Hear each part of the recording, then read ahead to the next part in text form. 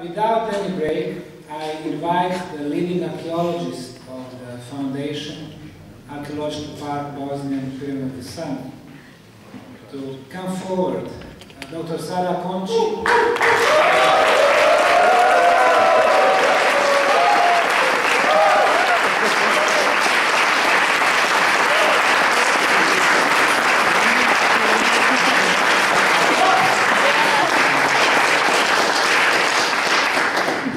Graduated at the University of Milan, is leading archaeologist for the second season, and we hope for many seasons to come. Please.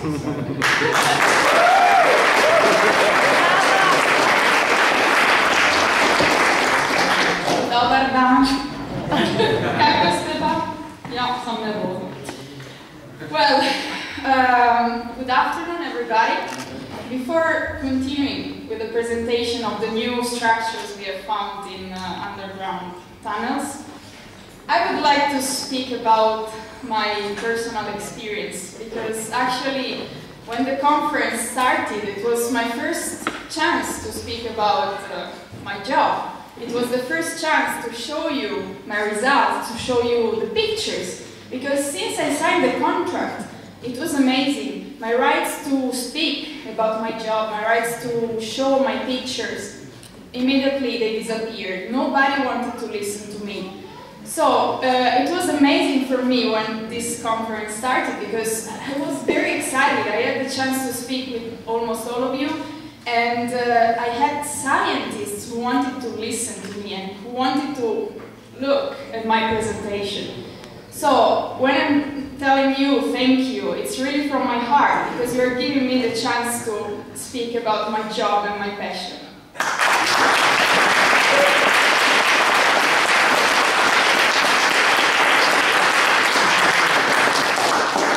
So, I'm short. So, a few words about my personal experience. Why? Not because it's maybe interesting, but just because before the lunch we had the chance to listen to many examples about the ignorance there is at the base of our scientific community. And now I'm standing in front of you. I consider myself as a scientist, and unfortunately I'm one of these examples. I decided to become an archaeologist when I was 5 years old. And I can remember that I was asking my mother, how can I become an archaeologist? And she told me, well, Sara, you will never be able to become an archaeologist, it's a hard job, and well, you know, you cannot find a job so easily. But I said, no, I want to go on and follow my passion and my heart.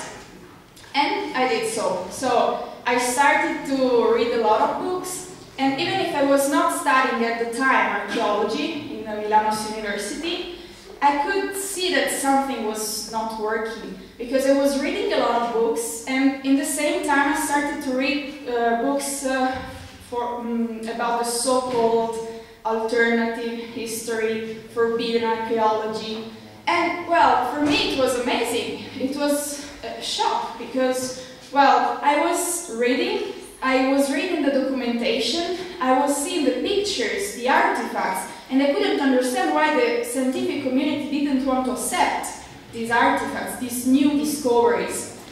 And so, well, I was thinking, maybe Sara, you're not studying archaeology yet, so maybe you cannot understand. So I started to study in Milan's University.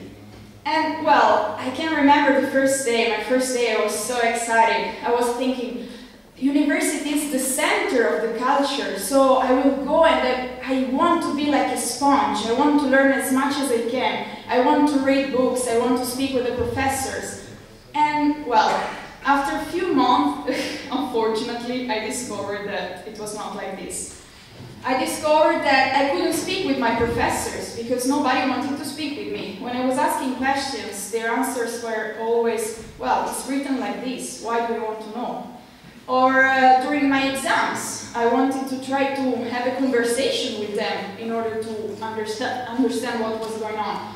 And their answers were always the same. You don't have to ask, it's written like this. So I was very, very depressed and frustrated because, you know, I just want to learn and to, you know, discover the truth, because I'm really convinced understand our present and our future without realizing what was our past. So I was really close to leave the university. And I was thinking. And suddenly I said, okay, no, Sara, you have to go on. Because the only chance is to understand their game, to understand how they're playing their game, and after that with a piece of paper, because in this world we need the piece of paper in order to speak, to have the possibility to speak, you will be able to play with your own rules. And that's what I did. So I continued to study in my faculty. I obtained these 2 graduations, so now I'm a doctor of archaeology, and I have this piece of paper so necessary in this world. And last summer I obtained this job. So I left my job in Italy, I left everything, I was working with universities, I said, okay, I don't want to work with you anymore. And I decided to come here, now I'm living here. So, my experience here in Bosnia, what happened? Last summer I was a little bit skeptical about the existence of pyramids here. Not because I'm close-minded, but just because, well, I was reading a lot of things on the internet, and you can find a lot of stuff, and you don't know what is true and what it's not. So I said, okay, if I could really consider myself as a scientist, the only thing I can do is to go and check by myself.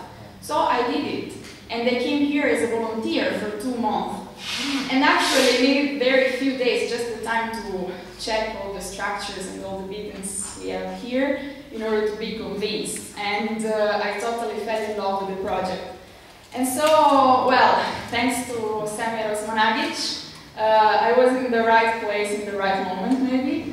He was searching for an archaeologist, and he asked me to become the archaeologist of Foundation. So I have to thank him so much, because it's because of him if now I'm living my dream, and if now every morning I can wake up and smile, because really I consider myself the luckiest person in the world. So since I signed the contract, a lot of colleagues from Italy and from all around Europe started to write to me, and they were telling me, Sara, you're crazy, what are you doing? And I was answering them, well, I'm excavating the biggest and the oldest pyramid in the world. And they were telling me, no, nothing exists there in Visoko, so you're just wasting your time. And other colleagues started to write to me, don't come back to Italy, because you will never be able to find a job as an archaeologist anymore. So my answer was, okay, I don't need to come back. If I will have the chance, I will stay for all my life here in Visoko. So thank you so much for your support. Thank you for your cooperation, but well, if you think like this, you can just stop writing me. And I'm receiving a lot of attacks, you cannot imagine. I was simply a student of archaeology, and suddenly a lot of people started to write against me on the internet, and that's the reason why I'm not checking the internet anymore. And well, so it's true, unfortunately the scientific community is fighting against this project. And they're not doing anything in order to help us. So, from an archaeological point of view, I was here. I can tell you that we have, and you can tell better than me because you were there and you had the chance to visit the different locations, that we have enough evidence in order to say that we have pyramids here. The underground labyrinth is amazing. So I'm just inviting here colleagues, but nobody wants to come. So some of you, I can remember the first day of conference, came to me and they shake my hand. Oh, congratulations, because you ruined your career before even starting. Yes, it's true. But I don't mind. I just want to be here and to try to apply the scientific methodology in this project. And that's the reason why now I will present you the new discoveries we have done inside Ravne Tunnel.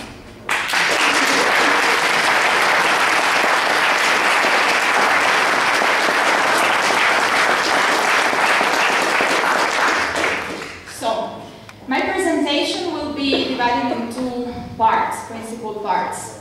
In the first part, I will speak about the new structure discovered this summer with GeoRadar. So, it's the structure Paolo De Bertoli presented to you before me. And in the second part, I will present the new empty sections located at the beginning of December 2010.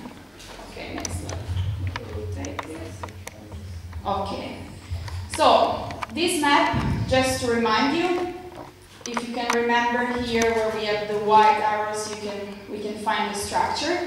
And well, on Monday you had the chance to visit the tunnel. So if you can remember where we have the monolith, egg-shaped monolith. Okay, you have just to go on the left, and this is the tunnel with the new structure. And this is the structure. So when you're walking inside the tunnel, you have to imagine, try to use your imagination. The structure is totally on the left. And I'm telling you this because, well, when we had to start excavation, of course we had to have a first plan in order to excavate. So just remember that the structure is totally on the left side of the tunnel. Okay, next. Okay, so that's the structure we have found. And now we'll speak about the original plan, what we did, what kind of problems we encountered, new plan and new discoveries. Well, that's very recent, 10 days ago. So I added the slides yesterday. So, next. Okay, that's just the first scratch of my original plan. As I told you, the structure is totally on the left side of the tunnel. So, my purpose was to excavate on the right side. Why? Can you come back just a second? Okay, we cannot excavate the structure from the top because we don't want to take the risk to ruin the structure. So, out of discussion. And we cannot even excavate from the sides. Okay, maybe I don't know if you understand how we can look at the structure. You have to imagine that we are walking in the tunnel, we are cutting the tunnel in the middle, okay, and we are looking the structure from the front side. So we are now in front of the structure, and that's the vertical section. So when I will speak about the vertical section, just remember that perspective. So we cannot even excavate on the sides because, as you can see, we don't know exactly what kind of structure we will find, but maybe this structure will collapse, so we cannot take this risk. And that's the reason why, okay, next. And that's the reason why I wanted to excavate on the right side of the tunnel, creating steps. So what it means, the structure is, okay, here in the middle for 2 meters, and they wanted to enlarge the excavation for other 6 meters, or even 8 meters, we have to see. 3 meters here and 3 meters here, in order to start to go deep, because we have to reach minimum 4 meters. We don't know actually what we will find. The georadar give us some information, but as Paolo De Bertolis told you, with the water sometimes we can have some problems because you can see the reflection of the structure, so we don't know exactly what we will find. So that was the purpose. And what did we do? We started to excavate. Here we have some volunteers. We started to excavate. Why? Because it's even this very interesting. Because as I told you, no archaeologists are interested in the project. But since we found this structure, a lot of people are writing to me, "Oh, you're too young to excavate this structure. So just leave everything and we will come to excavate." I'm sorry. So we started to excavate, but we knew that in the 1960s, well, people from Visoko needed water outside. So they opened this small section of the tunnels, just the first 90 meters, and without taking care about anything. Nobody, of course, was speaking about pyramids, nobody was speaking about underground tunnels. So, in order to have the water outside, they knew that inside it was full of underground water. And they decided to clean partially the tunnels, to put the pipes, in order to create a drainage system, in order to have water outside. So we started to excavate in order to replace these pipes. And which problems did we encounter? Well, actually, we discovered that these pipes were totally well, maybe we're good for the purpose to have water outside, but for our purpose we're totally wrong. Because as you can see from this picture, they are full of holes. And we have sections of pipe. And these pipes were not even connected anymore. So, what's the problem? A lot of people were writing on the internet that I destroyed with a pick the pipes, and that's the reason why we had problems with the water. A lot of problems told me that I was not looking for the documentation, so they're trying to find all the ways in order to attack me, but it's not a problem. The truth is that, as you can see from the picture, the pipes were full of holes and were not even connected anymore. So, what's the problem? Now, I did this scheme in order to explain you better. That's a vertical section of the pipes. Here in the middle we have the pipe, and here we have the layers. Of course, they are not really like this, but... So, that's the channel created in order to place the pipes. And that's the clay layer. Well, this clay layer is very, very important. Why? Because actually, we always find clay inside the tunnels. But in that case, we found 10 meters of clay layers. And it's the first time we are finding 10 meters of clay layers so hard and strong. So maybe that can be a possibility. It's possible that, well, of course they knew about the underground water. And clay is waterproof, so in order to protect the structure from the water, they decided to surround the entire structure with a clay layer. So what happened? When in the 1960s they opened this, they created this channel in order to place the pipes, they destroyed the clay layer, the original clay layer. And they decided to cover, of course, everything with other material. But these other materials are not waterproof. So when we opened, when we started to dig, what we discovered? We discovered that the water was everywhere except inside the pipe. So we had to put out the sections of pipes because they were full of holes, they were not connected anymore. And so, next please. So we decided, that's another vertical section, the structure is here in the middle. So we decided to replace the pipes here, plus build 2 cement walls in order to protect the channel from the water. Because of course we have to work in a dry, totally dry place, we cannot do something else. We cannot take the risk to destroy the structure. So, that was the new plan. So, next. Okay, as you can see, we moved the pipes, we have the water. And the water, consider that, well, Ravne tunnels are amazing, because if we have to empty the tunnels, there is no problem from an archaeological point of view. We have the fill of material. It's very easy to recognize. Somebody's telling us that we are creating actually the tunnels, but, well, as you had the chance to see, there is the fill of material very, very, very clear. The consistency is different, the color is different, so we're not creating anything. So if we have to excavate normally the tunnels, it's okay. But in that case, if we have to go deep, it's impossible. Because we have underground water, the water is coming from the walls, it's amazing. So, we replaced, next slide, we replaced the pipe, we decided to build these cement walls, next one, and we started to recover everything, because my original plan, the structure is here, exactly in that position. My original plan was to excavate here on the right, in order to have the steps to go down and see the structure from the front. But obviously, with all this water, it was impossible. So, we decided to recover everything, and we started to excavate a tunnel in front of the structure in order to create enough space to be able to go deep. But what happened? Next. Okay, we started to dig the tunnel, the fill of material. Here you can see the connection between the main tunnel where the structure is and the tunnel excavating. Okay. But when we started to remove the fill of material, 10 days ago, we discovered this new structure.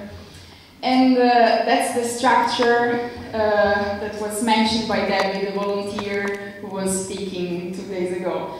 She was working here, she was waiting so much, I don't know if she's here, and after that we found this structure. And it's the first time we find a structure like this, because actually, other than to the next, okay, it's a circular, very small chamber room, as you want to call it, with a pile of stones in the middle, and in the beginning we found the pile of stones with this bigger one, with this triangular shape. And after that we continued to remove the fill-up material, and we discovered that there were other, next one, okay, we discovered that there are 6 side tunnels with drywalls that are creating actually the small round chamber. So it's a very new discovery. Of course, we cannot go deeper now because I don't want to remove these structures. So what we will do in the future? In the future, if we want to excavate the structure, we have to solve the problem with the water for sure. We did it in the main tunnel, but now we will start to go deep and we will start to create and assess like an ancient dromos for the structure. So in that way, we will have enough space to try to fix problems, future problems. So we will see. As I told even to some journalists, I'm not scared to tell you I don't know. The problem with the scientists nowadays is that it's very hard to admit that we don't know something. And that's the reason why they're writing a lot of things without any sense.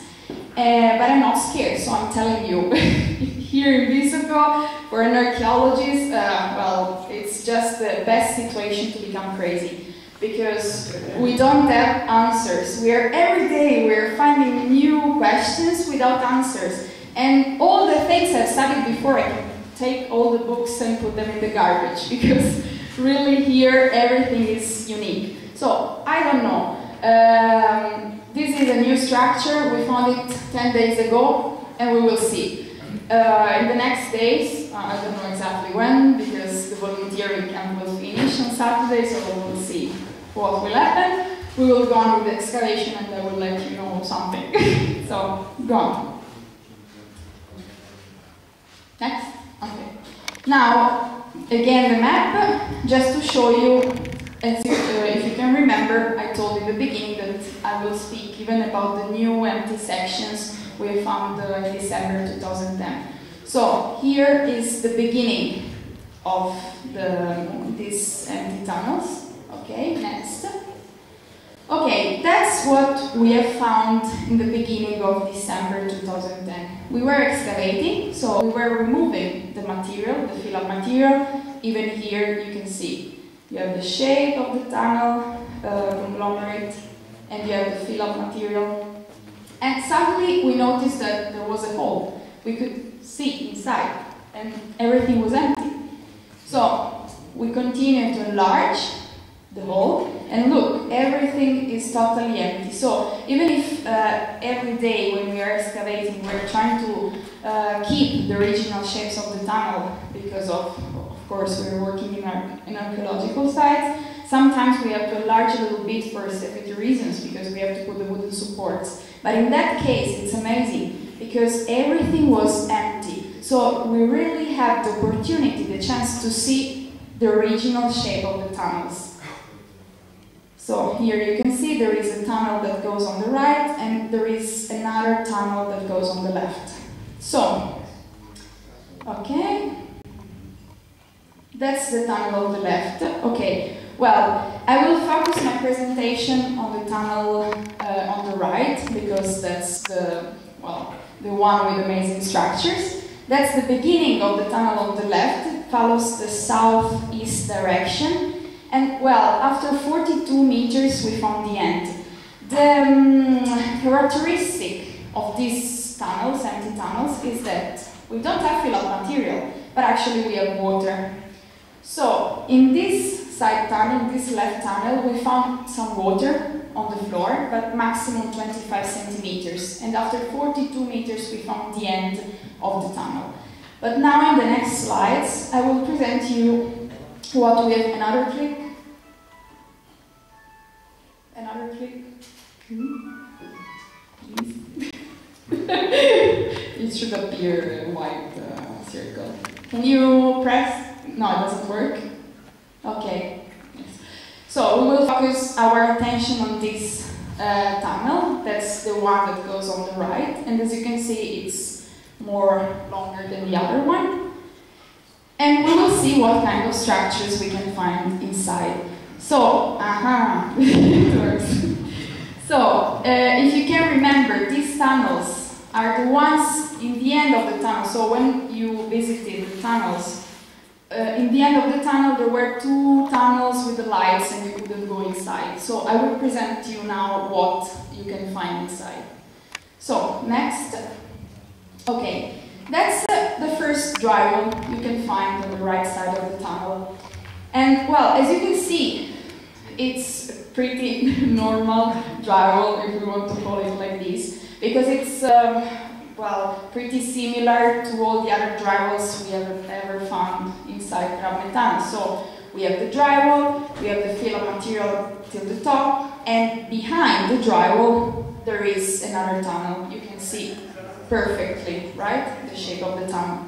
Okay, but after this, you continue to walk. There is the water, 15-20 centimeters, and after this curve, you can start to see these amazing structures. So we have drywalls on the right side. The next one, I have some pictures. Okay. Just to underline, there are archaeologists and geologists talking to me that these are natural deposits. So just to underline what kind of people are inside scientific community. So left, on the left, next picture.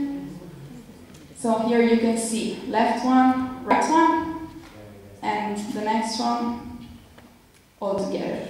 So as you can see, the tunnel is not so big. So I have even in my mind there is the idea that maybe these tunnels were not created in order to walk inside. And but we will discover. For sure, these different heights of the tunnels are helping because of the circulation of air. It's a physical law. So it can be one of the reasons, but look, I'm standing there and I have to walk like this. So you can walk in the middle of these drywalls, and as you can see, these drywalls are totally different from all the other drywalls we have ever found inside the Ravne tunnel, because they seem back. You can see they seem to be like a support for the ceiling. Actually, we don't have fill-up material behind, so I don't think we will find other tunnels behind these drywalls. They really seem to be a support for the ceiling, or maybe a filter for the water. Because in the beginning, when we didn't have the chance to go deeper, well, we didn't know what was coming. We just knew that there was water. So we said, okay, maybe this water shouldn't be here. But after that, after these big structures, just look what we found. Okay, here you can see the different kind of stones.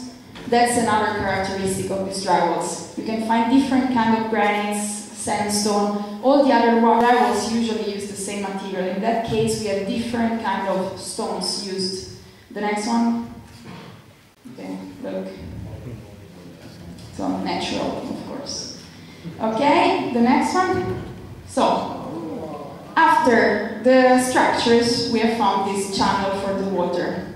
As you can see, the water is totally clean. So before, in the previous pictures, it was dirty because we were walking. So when we start to walk, we just smooth the soil, and that's the reason why it was dirty. But if nobody touched the water, look, it's perfect. And we made some analysis, we took some samples, and actually the water is totally drinkable. So even if it's here for who knows how many thousands years, you can drink it without any problem.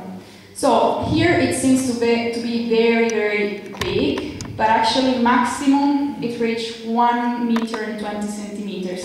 So we have to walk in the channel, and we can go on only with the fisherman boots. So when we discovered this tunnel, we were very excited because everything was empty. We couldn't find the end of the tunnel, and I was thinking maybe we have the entrance of the pyramid. And well, other pictures just to show you the channel. Here, exactly in the middle of the tunnel. Or another, the next one. Okay, here, as you can see, when the tunnel is curving, the channel for the water curves itself. Here again, other picture. Inside we have other drywalls. So here one on the left and one on the right. Okay, those two pictures in order to show. Okay, the other one, the drywalls. So here, as you can see, we have the fill of material, and well, it's a kind of tunnel that we know, a kind of drywall that we know very well. Okay, and these are pictures under the water. So as you can see, well, you cannot see perfectly the cut because actually you have to consider that a lot of material fell down during the time, and that's the reason why in the future, after the volunteering camp will finish, I would like to go inside and with the sand bags, I would like to try to create a block for the water after 2 meters from the beginning of the channel in order to empty the water just in that section and to study the structure, because now we don't know anything, it's under the water and it's very hard to work there. So that's the future plan. Okay, next. That's another one, you can see the curve of the tunnel. Next one. Okay, that's not the end. Well, after 120 meters, we found this, this situation. What it means? It means that after 120 meters, we couldn't go deeper with the fisherman boats. It was impossible because we had only 20 centimeters in order to breathe, and I didn't want to take the risk to be inside forever. So, I was trying to search on internet, I was writing to everybody. Fortunately, I had the diving license. I was writing, come on, just give us an equipment. I don't have the money to buy this equipment for diving. Can you just be a sponsor of us? If you want to give us this equipment, I will dive, we will check, maybe we will go inside the pyramid. And of course, nobody answered. So I was waiting, everybody was waiting, I was very excited. And in April, finally, a group of Slovenian guys decided to come, and I had the chance to dive inside these tunnels. And it was an amazing day, crazy day. The water is very cold, but everybody was so excited. And after 120 meters, we started to dive. And unfortunately, we discovered that after 145 meters, there was the end of the tunnel. So we didn't go inside the pyramid. But, so, that's the end. In the future, as I told you, I will try to study this new structure, this cut for this channel for the water. As I told you before, I don't have answers. It's a challenge for me. Every day we are trying to understand something. Every day we are trying to collect materials, to collect data, but it's very hard because from an archaeological point of view, we are not finding so many artifacts. So for an archaeologist, it's something impossible because we cannot date the layers. But we are finding only structures, and these structures are unique, so we cannot date them actually. So I will go on with the researches. I hope we will be able to understand something. One thing we realized that, well, if we found the channel for the water, it means that they wanted the water inside. So it's just a small piece of puzzle more inside this huge puzzle of physical civilization. And every day we are discovering something new. So we will see in the future. Of course, we need other archaeologists and other scientists. Samuel Osmanagic underlined that many times, but nobody is listening to us. So that's an invitation for everybody. Just come here, help us. And well, thank you so much. We'll go on with my job.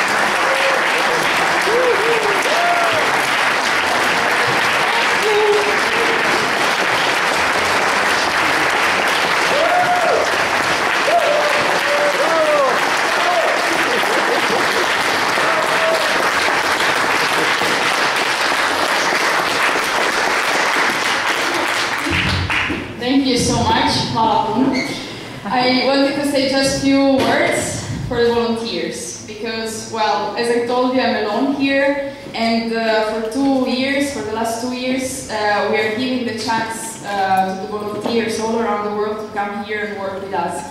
And that's a great chance. I did the same last summer. So even if there is only the last shift and other 6 shifts are gone, I would like really to thank you so much from my heart because we worked together, we created friendships, and it was amazing. That's the real treasure of Foundation. The pyramids, of course, but different people from different countries with different traditions are coming here, living together, working together, and it's something amazing. So thank you so much from my heart. It was a pleasure with you.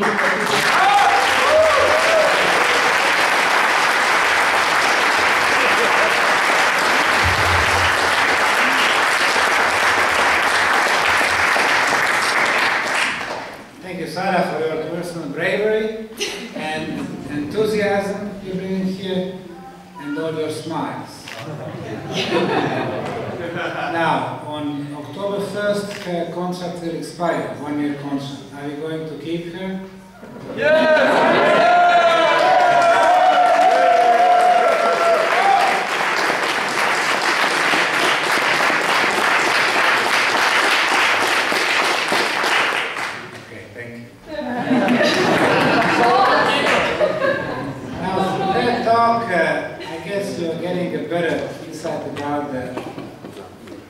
Underground labyrinth.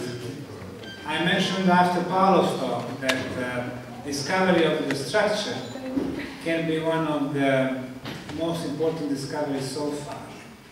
However, discovery of the open sections of the underground artificial water accumulation is also extremely important. But maybe even more, the existence of the dry walls that are 10 meters plus in length will open some more questions. So far we thought that the conglomerate was a natural deposit.